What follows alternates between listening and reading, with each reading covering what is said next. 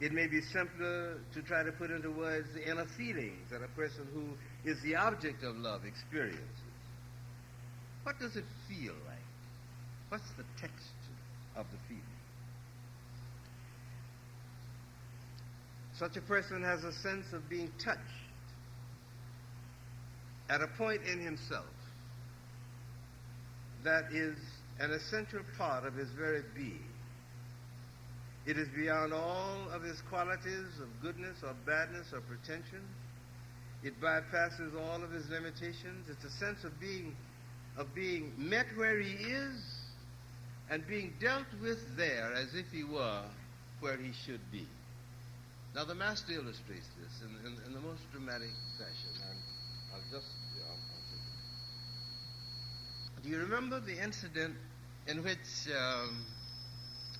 the woman was taken in adultery and the men brought her to the Master, and they said to the Master, here she is, she was caught in the act of adultery, and you have been proclaiming that you did not come to destroy the law but to fulfill it, and the law says that she should be stoned to death.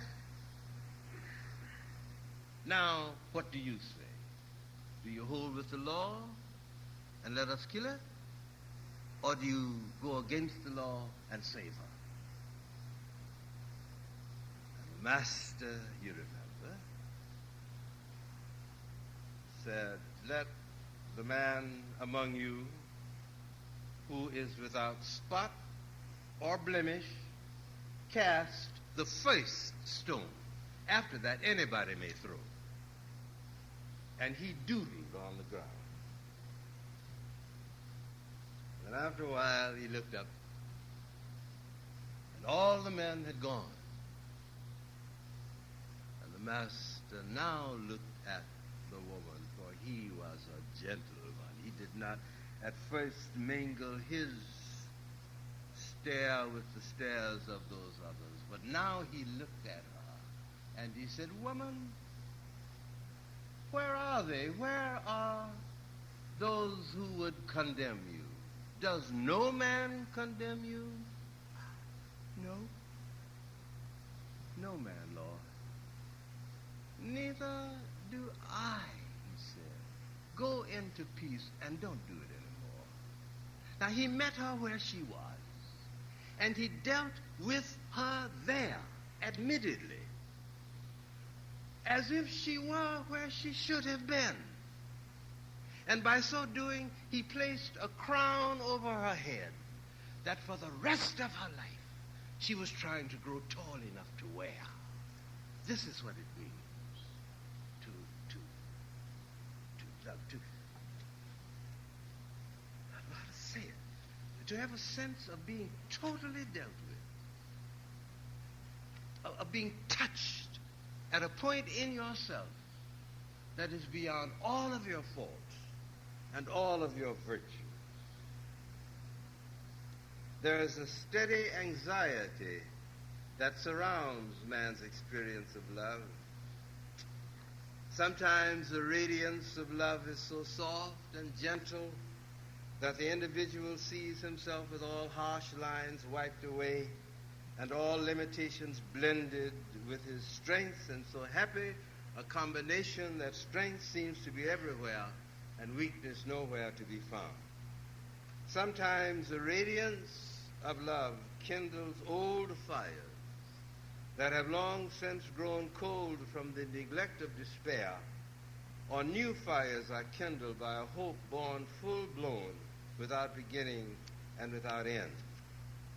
Sometimes the radiance of love blesses a life with a vision of its possibilities never before dreamed of or sought, stimulating new endeavor and summoning old latent powers to energize life at its very core. Behold the miracle. Love has no awareness of merit or demerit. It has no scale by which its portions may be weighed or measured. It does not seek to balance giving and receiving. Love loves. This is its nature. But this does not mean that love is blind, naive, pretentious. It does mean that love holds its object securely in its grasp, calling all that it sees by its true name, but surrounding all with a wisdom born both of its passion and its understanding. Here is no traffic in sentimentality, no catering to weakness or to strength. Instead, there's a robust vitality that quickens the roots of personality, creating an unfolding of the self that redefines the self, reshapes it, and makes all things new. Such an experience is so fundamental in quality that an individual knows that what is happening to him can outlast all things without itself being dissipated. Now, whence comes this power? No created thing, no single unit of life can be the source. For in the experience itself, a man is caught and held by something so much more than he can ever think or be. That there is but one word by which its meaning can be encompassed: God. Hence the psalmist says that as long as the love of God shines on us undimmed, not only may no darkness obscure, but also we may find our way to a point in other hearts beyond all weakness and all strength, beyond all that is good and beyond all that is